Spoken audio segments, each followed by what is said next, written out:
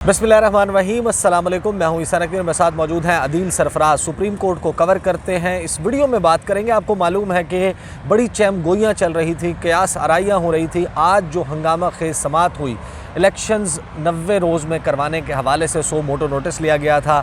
उस समात के अहवाल के ऊपर भी थोड़ी सी बात करेंगे, लेकिन बहुत कयास आराइयाँ चल रही थी और वो कयास आराइयाँ दम तोड़ गई हैं। अब से थोड़ी देर पहले सुप्रीम कोर्ट ऑफ पाकिस्तान से कॉज लिस्ट जारी हुई है। आज अब से चंद घंटे के बाद जब दोबारा समात होगी यहाँ पर इस इमारत में, तो फिर माहौल कैसा होगा, किस तरीके से ये केस आगे चलेगा, इसके मुख्तलिफ़ कानूनी पहलुओं के हवाले से हम पूछेंगे अदील से। अदील, बड़ी गुफ्तगू चल रही थी, जजेस रिक्यूज़ कर जाएंगे, बेंच का हिस्सा बनने से इनकार कर देंगे। कॉज लिस्ट आई है और कॉज लिस्ट ने ये तमाम कयास आराइयाँ इनको ख़त्म कर दिया है। ईसा भाई, सबसे पहले तो आपका बहुत बहुत शुक्रिया। आज जो सुप्रीम कोर्ट में समात हुई है, इस समात में जो एक सबसे अहम एक टर्निंग पॉइंट था वो ये था कि जस्टिस जमाल खान मंदोखेल ने दौरान समात चीफ जस्टिस से इजाज़त चाही कि मैं कुछ अर्ज़ करना चाहता हूँ। मैंने कुछ तहरीर लिखी है अपने कागज़ के ऊपर, तो वो मैं आपके साथ शेयर करना चाहता हूँ। तो उन्होंने कहा कि आप किस बारे में बात करना चाहते हैं, चीफ जस्टिस ने पूछा।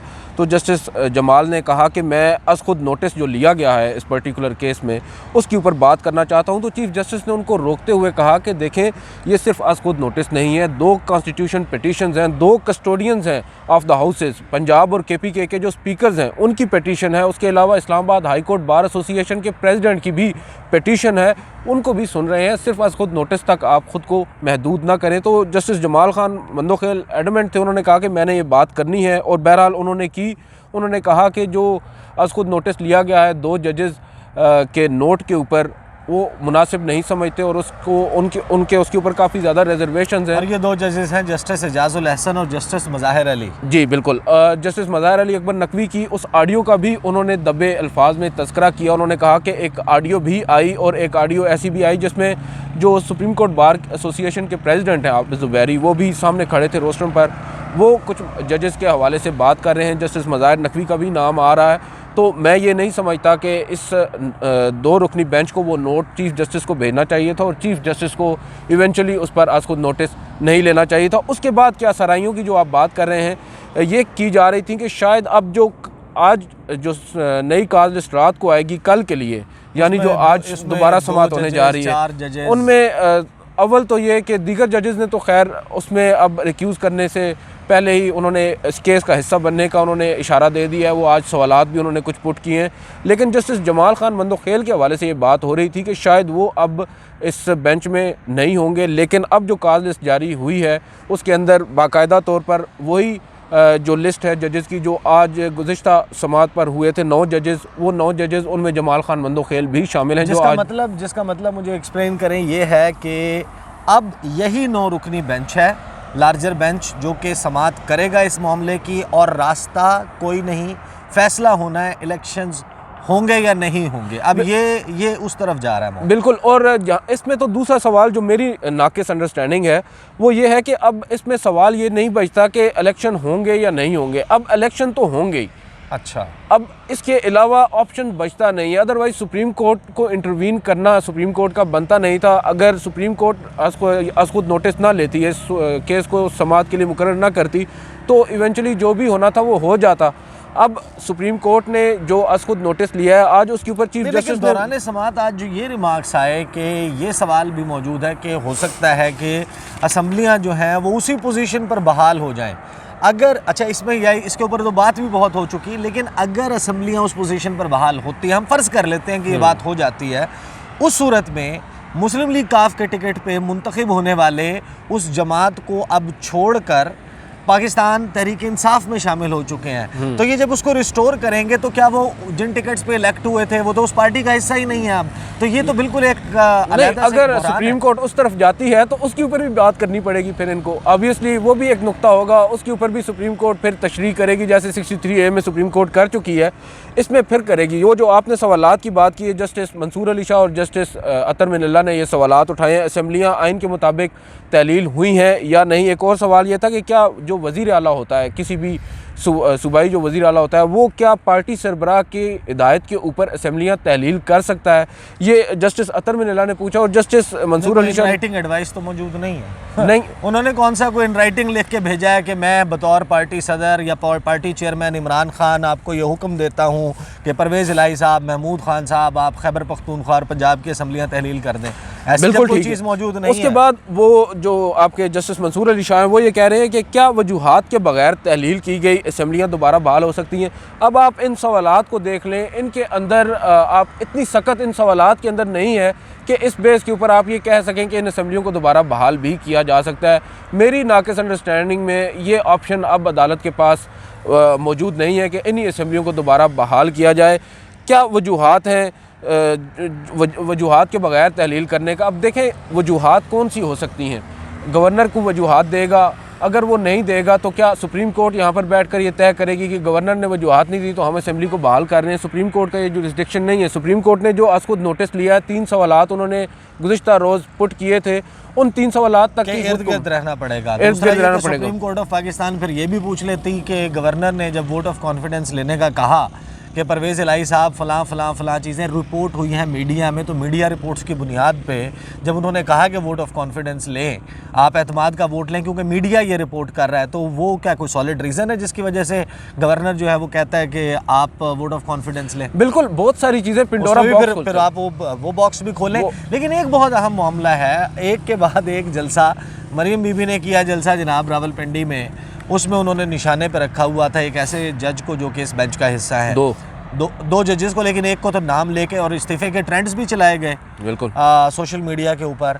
फिर सरगोदा में जलसा हुआ है, वो नाम लेके जो गुफ्तगू कर रहे हैं, तस्वीर चला रहे हैं, ये सब कुछ इस किस्म का काम कर रहे हैं।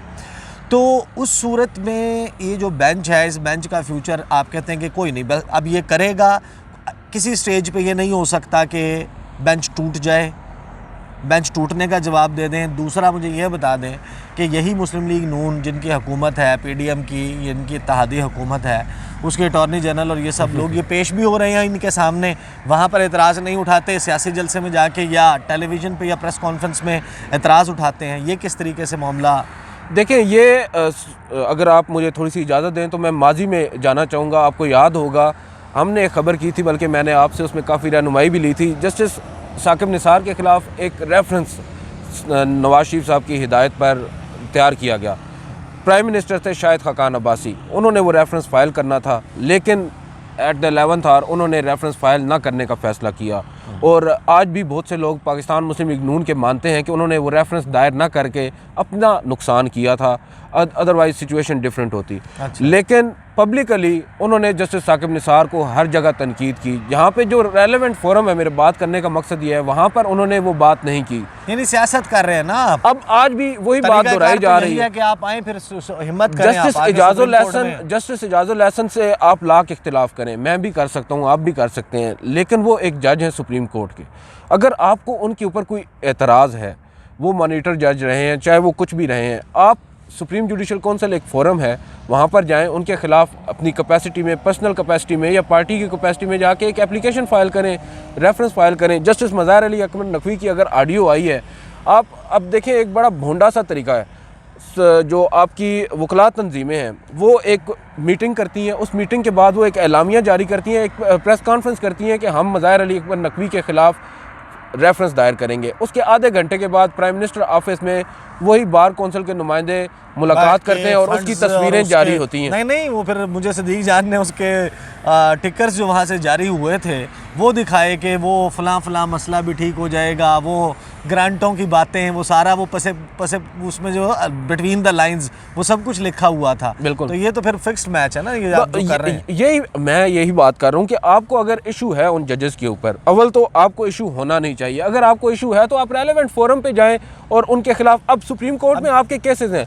आज अटॉर्नी जनरल, आपने बड़ी अच्छी बात की, अटॉर्नी जनरल साहब पेश हुए हैं, उन्होंने आर्ग्यू किया है अपना केस। उन्होंने ये भी कहा है कि आप हमारी पार्टी को नोटिस करें, आप हुकूमत को नोटिस करें, हमारी सियासी जमातों को नोटिस करें, हम पेश होकर अपने आर्ग्यूमेंट्स देना चाहते हैं। लेकिन उन्होंने एक बात लटकाने के लिए कह रहे हैं ना, चलें जो भी है, लेकिन उन्होंने खींचते जाएं। एक दफ़ा भी मोजेस जस्टिस इजाज़ुल एहसन जो उनके सामने बैठे थे, जस्टिस मज़ार अली अकबर नकवी जो उनके बिल्कुल ऐन सामने बैठे थे, उनके ऊपर इन्होंने एतराज़ नहीं उठाया। शाम को उनकी पार्टी की नायब सदर उनकी जो चीफ ऑर्गेनाइज़र वो सरगोदा जलसे में खड़े होकर मोअज़्ज़िज़ जजेस के ख़िलाफ़ जो हर्जा सराई उन्होंने की है, जो भी उन्होंने की है, बात यह है अगर आपने करनी है तो आप सुप्रीम कोर्ट अदालत में करें ना, फिर आप वो करें। और फिर ये मुझे बताएं कि अब अगर फ़रीक नहीं है Muslim League Nawaz as a party इसमें फ़रीक नहीं है, तो उस सूरत में या जो वफाकी हुकूमत है अगर वो डायरेक्टली सूबाई मामले में फ़रीक नहीं है, तो उस सूरत में मुझे ये बताइए कि क्या वो बेंच की कंपोजिशन के ऊपर, यानी कि अदम एतमाद का इजहार तो कोई भी बंदा जो है वो कर सकता है, लेकिन जिसको नोटिस हुए हुए हों, जो फ़रीक हो, वही कर सकता है ना। बिल्कुल। अब जैसे पाकिस्तान बार कौंसल है, उसको नोटिस तो नहीं था, उन्होंने आज एतराज़ किया है। एतराज़ करने में तो कोई भी एतराज़ कर सकता है, मसला ये है कि सुप्रीम कोर्ट उसमें प्रेशर वो लेती है या नहीं। और मुझे तो ये भी लगता है, अगर आप मुझे इजाज़त दें ये बात कहने की, तो चीफ़ जस्टिस ने भी जो ये बेंच बनाया है, इसमें बेशक उनको भी चाहिए था कि आपने अगर पिक एंड चूज़ करना है तो आप कम से कम ये तो देखें ना कि जो सीनियरिटी का असूल है उसको मद्देनज़र रखते हुए आप सीनियर तरीन 9 जजेस या फुल कोर्ट ही बना दें। नहीं, क्या आपको कानूनी नहीं, उनका हक है, नहीं उसमें उनका हक है, लेकिन देखें ना, जस्टिस मज़ाहिर अली अकबर नकवी हैं, उनके ऊपर एतराज़ उठ रहा है, उनकी ऑडियो भी लीक हुई है, उसके ऊपर सुने, 9 सीनियर जजों में भी शामिल हैं वो, सुन लें। उनके हवाले से आप एक फुल कोर्ट मीटिंग बुलाते हैं जो कि गैर रस्मी एक मीटिंग होती है, अनऑफिशियल, उसके अंदर मोअज़्ज़िज़ जजेस भी उन पर एतराज़ उठाते हैं और उनके कंडक्ट के ऊपर बात होती है। बावजूद इसके आप उठते हैं और आप जाकर एक लार्जर बेंच तश्कील देते हैं और उस लार्जर बेंच में जानबूझकर उस मोअज़्ज़िज़ जज को, उन मोअज़्ज़िज़ जज को शामिल करते हैं। और मुझे ये लगता है चीफ़ जस्टिस ने भी ये पैगाम दिया है कि मैं किसी भी तरह की ब्लैकमेलिंग में नहीं होऊंगा। मेरे ख्याल से उनका ये पैगाम ही किया है, क्योंकि मेरी यानी कि जाहिर है कि इसमें फिर मैं अगर इसको थोड़ा सा रीड करने की कोशिश करूँ तो समझ ये आती है कि आपने, अच्छा आप तो नकवी है ना, तो अब आप दूसरी तरफ जा रहे हैं। नहीं कि आपको लगता था, आपको पता था कि जिस तरह से आप खींचने की कोशिश कर रहे हैं और 90 दिन टपाने की कोशिश कर रहे हैं, जिस पे अल्टीमेटली ये मामला इस अदालत में आना है।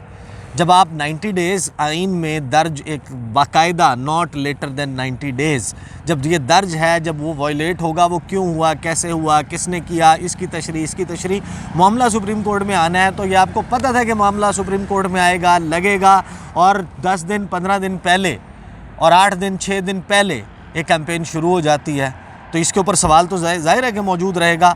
और अदील सरफराज जो है उनको ये लगता है कि इलेक्शन जो है उससे राह फरार नहीं है, इलेक्शन जो है वो अब होना ठहर चुका है और अब उसमें सिर्फ ज़ाब्ते की कार्रवाई किस तरीके से अब तकरीबन रोज़ाना की बुनियाद पर समात करेंगे। आइंदा हफ्ते भी कल एक मुख्तसर समात, यानी आज जो समात होने जा रही है वो काफ़ी मुख्तसर होगी जुमे के रोज़।